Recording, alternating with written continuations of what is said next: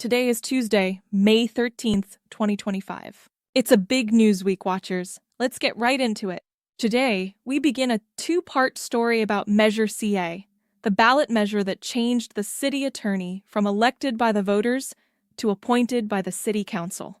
For a few weeks, we've been reporting on alleged Brown Act violations that occurred when a law firm was allowed to present during the April 22nd council meeting with no public notice. Sources have confirmed the mayor was responsible for inviting the firm to the closed session meeting, and the entire debacle caused her to crash out during a special meeting on April 30th. But just how did the city council get into this situation in the first place? Well, the answer is simple.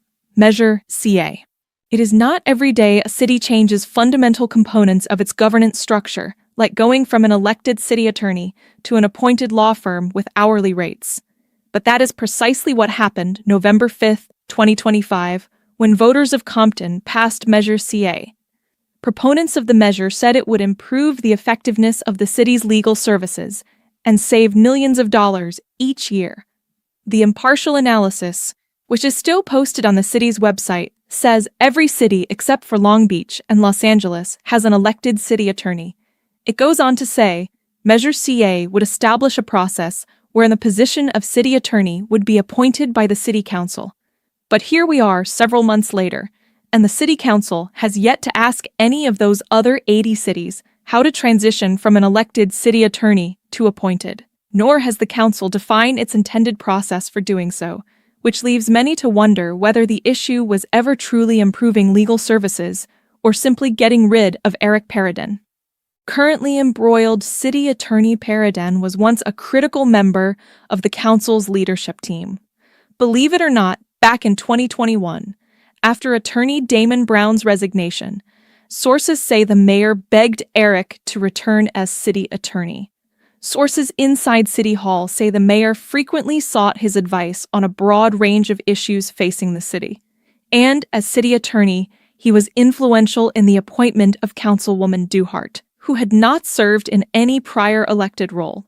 According to some reports, the city attorney ran City Hall and the city council during that time, and that misdirected focus was likely to blame for complaints about items being held up in his office and mishandling of at least one multi-million-dollar liability claim. Notwithstanding those important legal oversights, questions still remain. Did the city council handle Measure CA correctly?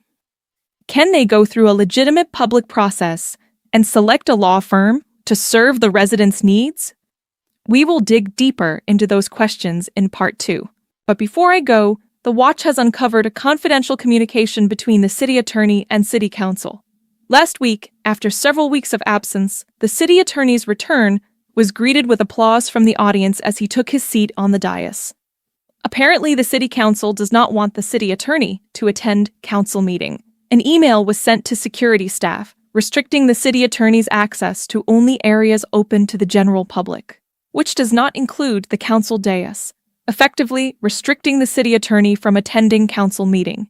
In response, the city attorney drafted a lengthy email to the city council, and you guessed it, the Watch has a copy.